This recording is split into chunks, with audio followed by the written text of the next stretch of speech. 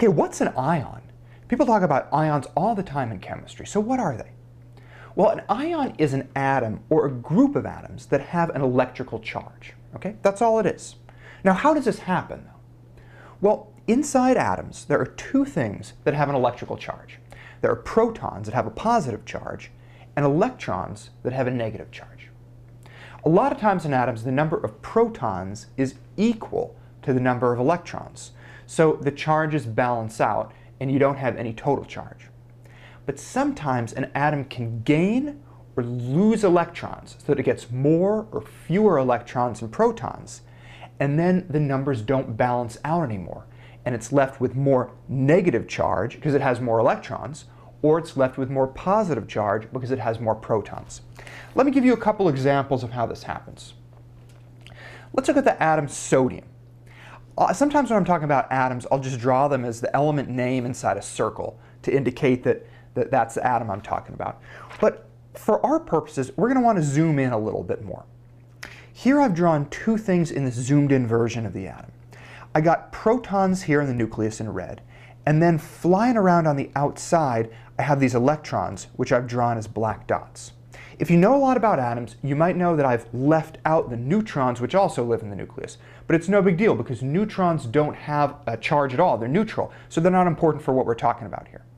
Anyway, right now, sodium has, if we counted them, 11 protons here in the nucleus, and it has 11 electrons flying around outside. So the number of protons equals the number of electrons, which means that my total net charge is 0. They cancel each other out. And so something that has no net charge, like this sodium atom, we call it neutral. Okay? But here's what can happen in sodium. You see this electron right here? It can lose this electron. It can lose it, and it flies off and usually goes into another atom. So let's look at what happens when this electron here gets lost. And now we're going to end up with a sodium atom that has 11 protons, just like it did before. But now because it's lost this electron, it used to be here, that was here, now it's not here anymore. Now it only has 10 electrons. So now the positive and negative charges don't balance out anymore, and I'm left with more positive charge than negative charge.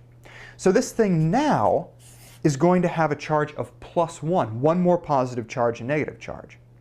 And so I can write this, if I want to talk about the atom, I can write it as Na plus to show that it has a positive charge, whereas this, when I'm talking about a neutral atom, I'll probably just write Na. So Na plus here is an example of an ion. It's an atom that has a charge, and it's a specific type of atom. We have a name for this. We call it a cation, which is what we call an atom, an ion, what we call any ion that has a positive charge. Okay? Let me show you another example. Okay, so here's an atom of oxygen. The atom that I've drawn here has 8 protons here in the nucleus, and it has 8 electrons outside. So we have the same number of protons and electrons, which means that the total charges balance out. The plus and the minus balance out. So I have a net charge of 0, and I can say that my oxygen atom is neutral. It has no net charge. But oxygen can gain or lose electrons, and actually it really likes to gain 2 electrons. And here's a picture of the oxygen atom after it's gained 2 electrons.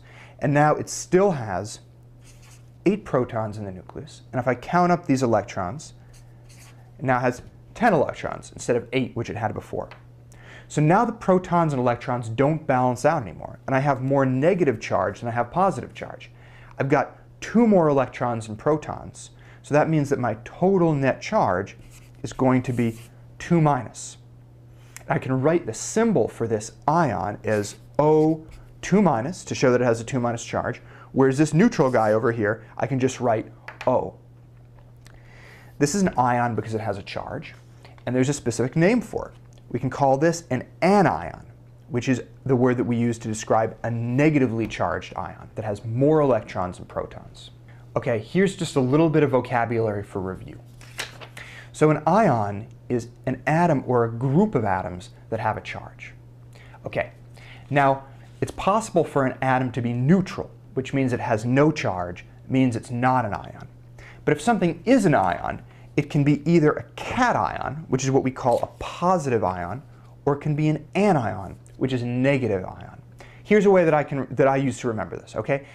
Anion, I think of this as standing for a negative ion, okay? And then cation, you can remember this, it's really cheesy, but you can remember this because cats have pos, and a cation is positive.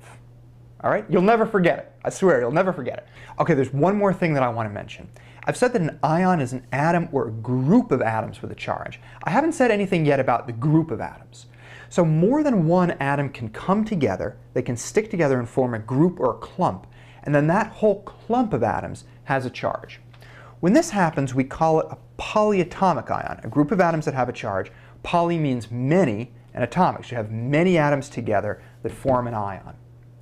I'll talk about polyatomic ions in future videos, so you want to check those out if you need to learn more about polyatomics. Anyway, just to review what we've learned. We learned that an ion is an atom or a group of atoms that have a charge, and something gets a charge when the number of protons and electrons don't balance out. You have more protons than electrons, you'll have an ion with a positive charge, you call it a cation. You have more electrons than protons, you have an ion with a negative charge, and you call that an anion.